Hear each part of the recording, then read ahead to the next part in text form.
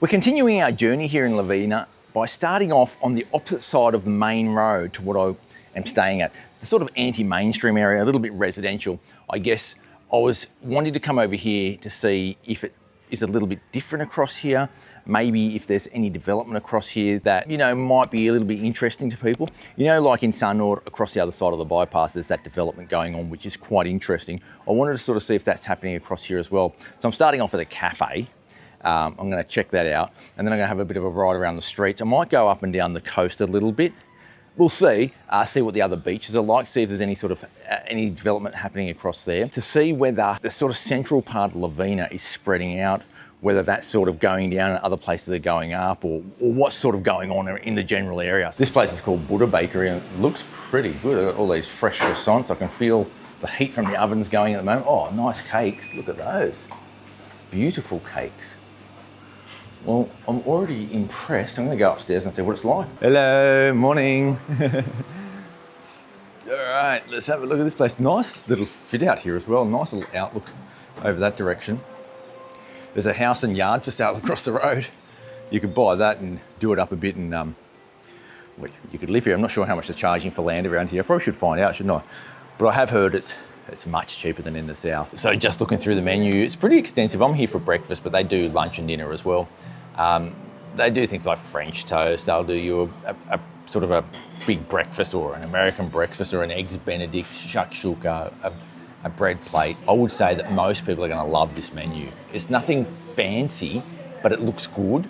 When they're not trying too hard, but they're just doing a selection of things that people are going to want. I might actually try the French toast. It's quite a simple French toast. With French toast, I'm often disappointed because they try and be too fancy with it. Just give me, I don't know, a couple of slices of bread soaked in egg and like something sweet on top. I'll be pretty happy. And they do smoothie bowls as well if you wanted that, but I won't do that this morning. But it does look pretty good. Prices are not dirt cheap, but they're cafe prices. I mean, similar to what you might get in somewhere like Sunord, I would say. For example, that French toast is going to cost me $65,000. So I'm actually in a residential area here, and this coffee looks very, very good. Much better than I expected. I know it's going to taste good. I mean, you don't make a coffee looking like that unless it tastes good. It's extremely hot, which is a little bit worrying.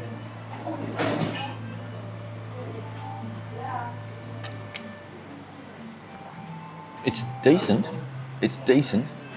I'd certainly be, comfortable coming here for my morning coffee. A little bit surprising that something like this sort of exists away from the main tourist zone. And this is sort of what I was coming here to explore, is to see what's going on in these areas where, the average tourist may not get to.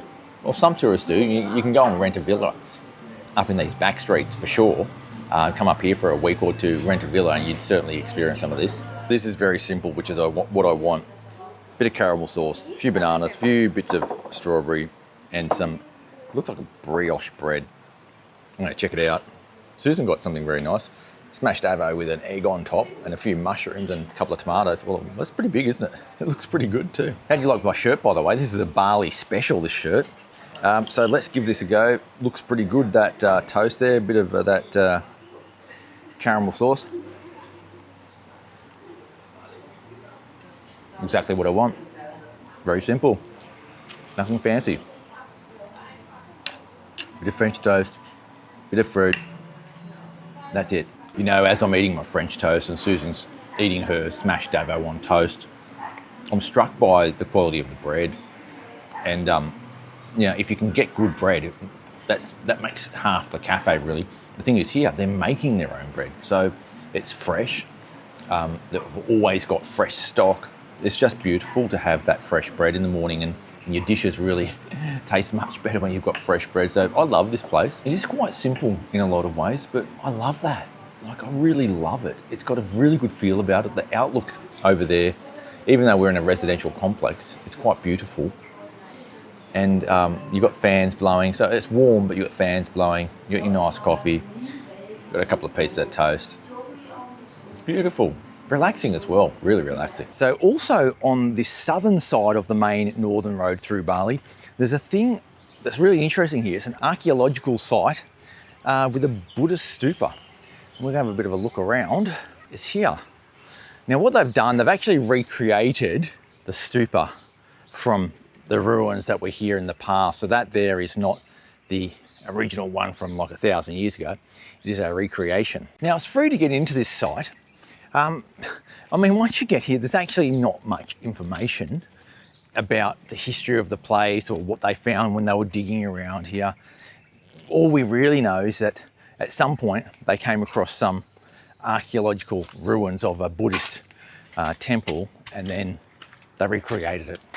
That's all we really know about it, which is a little bit sad because the history of, or maybe they don't know what the history is, but I guess the history of Buddhism in Bali would be interesting to know about. We know that throughout history, Buddhism and Hinduism has been the dominant culture or religion in Indonesia for thousands of years. Over here, there is an attempt to give some information, but it's all wrecked, and it's so wrecked. It's in Indonesian, but it's so wrecked that you can hardly read it. Yeah, so what I can gather from that, basically, someone dug down 1.3 meters, found the remnants of an old stupa, and then they realized that this area did have some significance back in the day. Worth a zip by if you're in the area, especially if you're going to like that cafe I've just been to. I'm going to have a bit of a drive around the back streets now, just to show you what it's like in this residential area across the other side from the beach in Lovina. So this is a residential area up here, not far, maybe 1.5 kilometers from the main road. You could actually cycle quite easily into central Lovina. But this is what it's like. It's quite rural, but there are some businesses around here. Like that was a little hairdresser back there. There's a couple of little warungs, some places to go and buy fruit and veg. And the land is a little bit like that. It's semi-agriculture. Not intensively farmed, not full of rice fields, but there are some. And then occasionally you'll see a little Western style house. You'll see a lot of Balinese style houses. I've seen a few signs saying you can rent this house for a year at a time or a month at a time. I've seen land for sale as well, for contract or for freehold. So it's all sort of happening this side. It feels like maybe there's a little bit of activity here as far as development goes. People are realising this is a pretty nice place to live, still close to the facilities, close to Singaraja where you've got nice hospitals, close to central Lovina where you've got the bars and you've got other foreigners around, but also a little bit of a rural lifestyle. It's quite nice actually. You know what I really love about the development that's happening here? It's really low key. There is development happening, but it's very, very slow paced. And it means that, say if you decided to live here, you wouldn't sort of get built out into another Canggu straight away. And as a visitor to this place, you're going to be able to enjoy this place for many years to come in its current form. It's not really ever going to become Canggu, and I really like that. It's so relaxed up here. And as we go further up the hill, you get a little bit further away. Some of the places get a little bit more of a view, and it becomes even more quiet and more relaxed. I'm sort of thinking that if you have your own transport, staying in Lovina up here for a week or two could be a very, very decent option. If you don't have your own transport or you can't ride a bicycle, that might be a little bit more difficult because you are away from most of the things that you might want to do, like go to the bar or go to a restaurant. It's sort of a little bit away. On a motorbike it's 5 minutes, but if you had to walk it, maybe not so pleasant. Down to the beach, this guy's selling bracelets. Yeah. No, thank you, Pa. Makasih, Pa. Okay. Yeah. So they're also selling dolphin tours down here. I've just come down to a beach which is a little bit further west from the main centre of Lovina, but they still call this place Lovina as well. In Lovina, much like in the rest of Bali, what used to be Lovina sort of spreads left and right, and the towns become a little bit blended. So you sometimes hear the word Kali Buk Buk, which is the centre of Lovina. This would not be Kali Buk Buk, I think, because it's a little bit too far away. Like the real Lovina is probably over there about, I don't know, maybe 500 metres. This is out the front of the Pepito supermarket. So this is what the beach looks like down here. And to be honest, I think it looks a little bit more appealing to go for a swim here than it did over there. Yeah, over there, I felt in the centre of Lovina, I don't know, I just feel it just feels better here.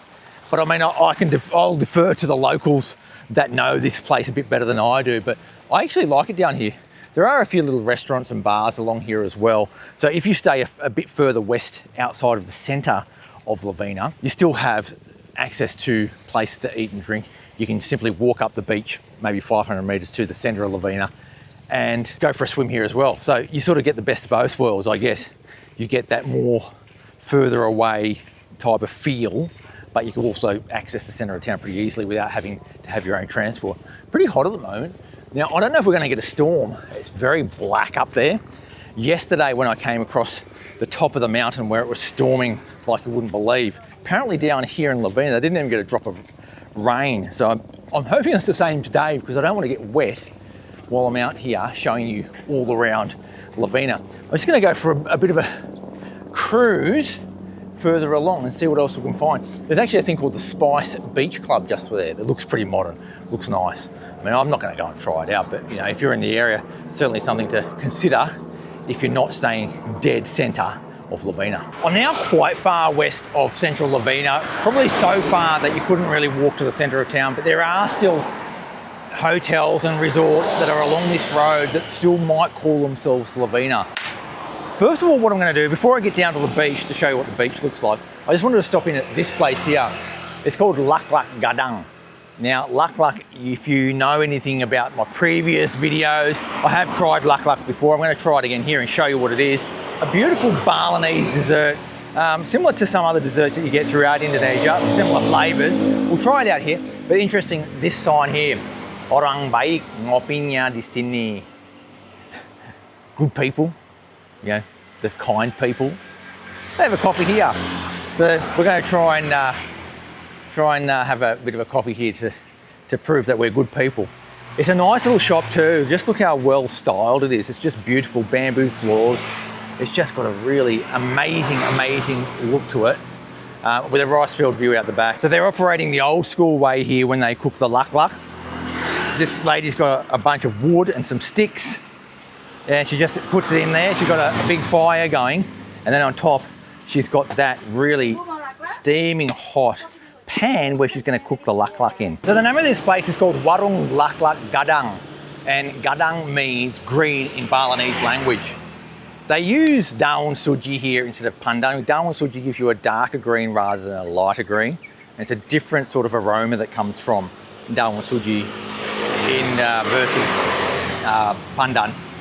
This is what it looks like as a batter and as it goes into the actual pan.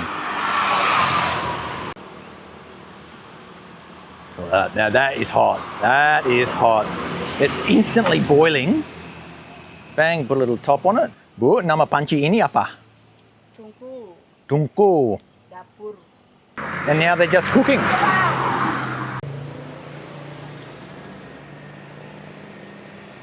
Now they do two types of coffee here. They do instant coffee, or they'll do, you know, normal black barley coffee. You can choose what you want. I'm going to get an instant coffee, a kopi susu, and we'll see how we go. So there we have it. There's your Lak Lak coffee and tea. This place is really just on the side of the main North Bali Road, a few kilometres west of the centre of Lovina. After I have a bit of a snack here, I'm going to go to the beach here and just show you what it's like at the beach here, because there are, again, accommodation options all the way up and down here that are outside central Lovina. Okay, so we have our Lak Lak. It's made from rice flour, and then what they do, they put a little bit of shredded coconut on top, and then drizzle that with some palm sugar, some gula aren. So let's give it a go.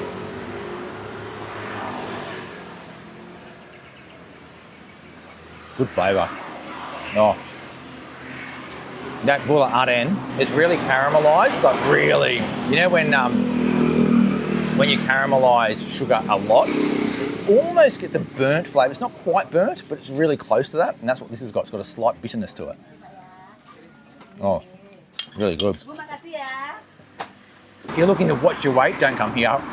But if you don't care, get a bowl of them. The best seat in the house is probably up here. Little table across over here, bamboo little hut. Toilet points to that way, but I'm thinking it's that little shack there. You'd have to be pretty busting to go there, and that's what it actually says. Are you gobelet? which is, are you busting? You can go there. But if you're not, just hold on until you get somewhere else, I think. Unreal place. Like if you're in Lovina and you're sort of, want something a little bit more, it's a little bit offbeat, but local style as well, you've got to come here because I think it's really interesting and unique and something you're probably not going to get somewhere else. It's very, like the food is really easy to eat. Like it's just sweet, doughy cakes and a bit of coffee. Like it's just so good. Highly recommend it. You've got to come to Warung Lak Lak Gadang. Have to. So this is not far from the Lak Lak place. A bit across the road and then up a bit just so I can access the beach. There are lots of hotels and villas down here that have direct access to the beach themselves, and you can't really get down there as a member of the public. But if you're staying at any one of those places, you'll be pleased to know that this is what the beach looks like. It looks quite nice, to be honest. It looks quite nice.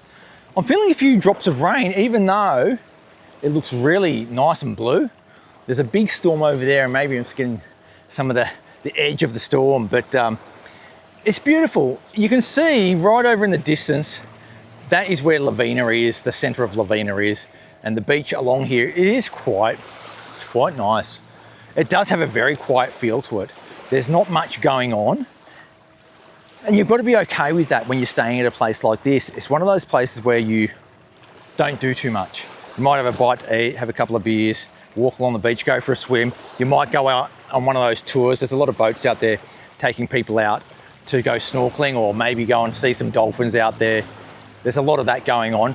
I think if you had your own snorkeling gear, you could probably swim out to the reef. It's not far from here. I know they want to take you out on a boat so they can get a bit of business, but you can actually get out there on your own with your own snorkeling gear. I mean, a couple of hundred, few hundred meters. I mean, if you've got your own flippers and things, that's nothing to go and swim out there. Most people could probably do it. That's sort of what it's like here on this side. I can see a big storm over the mountains there, so I better keep going. I want to go east of the center of Lovina now, see what's there. The sky is still rumbling overhead, and I'm now east of Lovina, the central area. So the central area of Lovina is just over there.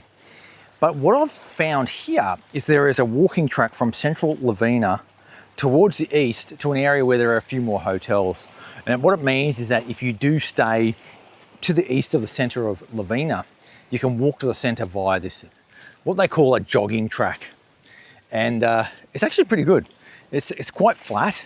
There's a few ramps in places and things like that. And it basically connects these eastern areas so that the hotels down here can feel like they're a little bit more connected to the center. And I've noticed a few more tourists staying in this area than I do notice in the center of town. And maybe this is the hidden, well, it's not the hidden spot. Maybe this is an area that I don't know about that a lot of other people do know about. And so some of the hotels around here are called like the Lovina, and apparently they were one of the people who come up with the idea of putting this jogging track in so that it connects the beachfront here. And it's really nice. It reminds me a little bit of Sanur in a way, in that it connects large areas to one another, and it gives a more connected feel, which is sort of what you want. There are warungs and restaurants along here that look pretty good, to be honest, like this, you know. And out the front here on this beach, apparently there is coral. So if you have your own snorkeling gear, you can go and have a snorkel here. It's a nice area. Now this is called Warung Kunyit, Bali. So that's the area that we're in. To get down here from the main road, if you're on a bike or in a car, it's pretty easy. It's actually not far from the center of town. Walking even easier because it's connected directly. Halo lagi. Bikin konten ya. Oh ya. Ya. Kalian jualan di sini? Ya. Jual sarung. Sekarang karena keburu hujan makanya majang sedikit, biasanya semua. Oh ya? Jualan gelang-gelang. Lumayan berhasil juga kalau di sini. Kalau di sini kurang. Kurang. Iya. Daerah Ubud baru deh. Kalau di sini kawan-kawannya rezeki. Dan ada musimnya yang lebih ramai juga. Cuma lagi 1 tahun itu cuma 3 bulan ya. Juni, Juli, Agustus. Selain itu sepi ya? Udah biasa dah. Dan sekarang lebih sepi daripada zaman dulu atau gimana? Sekarang lebih sepi. Lebih sepi. Biasanya jam segini sudah dapat jual 2 sarung. Ya. Tapi sekarang, okay, aku jalan kaki ke arah sini ya. Okay, mari ya. Interesting. Before I get rained on, I'm just gonna spin down here a little bit because I think it's a little bit interesting down here, to be honest. There are these little hotels down here which I find to be very interesting. I don't want to film in there because there's people sitting around their pools and I don't want to sort of disturb their pleasure. But there's a little, like that there, is a beautiful, well, it looks like someone's house. I don't even know if that's a hotel, but whatever that is, if you look in there, beautiful, beautiful gardens. That's got to be a hotel, it's so big. Beautiful gardens, beautiful pool. And if you want to go into the ocean, you can just dip into there. I think I'm going to get done here by the rain because it's getting close now. I mean, I've been saying that for the past half an hour. But here we go, Seaview Beach Estate. I don't know what this is, but there's another big infinity pool at the front. Well, that looks like a villa of some sort, but it's very modern, very nice as well. This path continues all the way along here, which is a real godsend actually. And then another hotel over there. That's the Lovina. That's the one apparently who came up with the idea to make this path. This is a really nice part of town. I really, really love this area. It actually feels like it's got a little bit more tourism here. People know, hey, this is a place that you should come. I didn't know, but other people do. Beautiful. This is really nice. Look at this. A really nice part of the area. There's people snorkeling over there. I'm guessing those flags denote pieces of coral. This is still the Lovina, and the path continues up here for another, I think about another 100 meters, and then it stops and then you're just onto the beachfront, but still, beautiful area. Yeah, love it. I think if you stayed at a place like the Lovina, I think you'd have a very good time here in Lovina. I think it's a beautiful little spot, really good. I think it sort of changes my perception a little bit of Lovina when I see this, because it seems to be cared for, you know, it seems to be, the upkeep seems to be there. It doesn't feel tired, it feels still quite fresh, and that's sort of what I want to feel when I come to a place like this. You know, that rain's starting to come down now, and I'm gonna get done, so I'm gonna race back to the bike. But that sort of gives you an idea, an overview of what Lovina is like outside of Lovina. And I really appreciate you coming along for the ride today.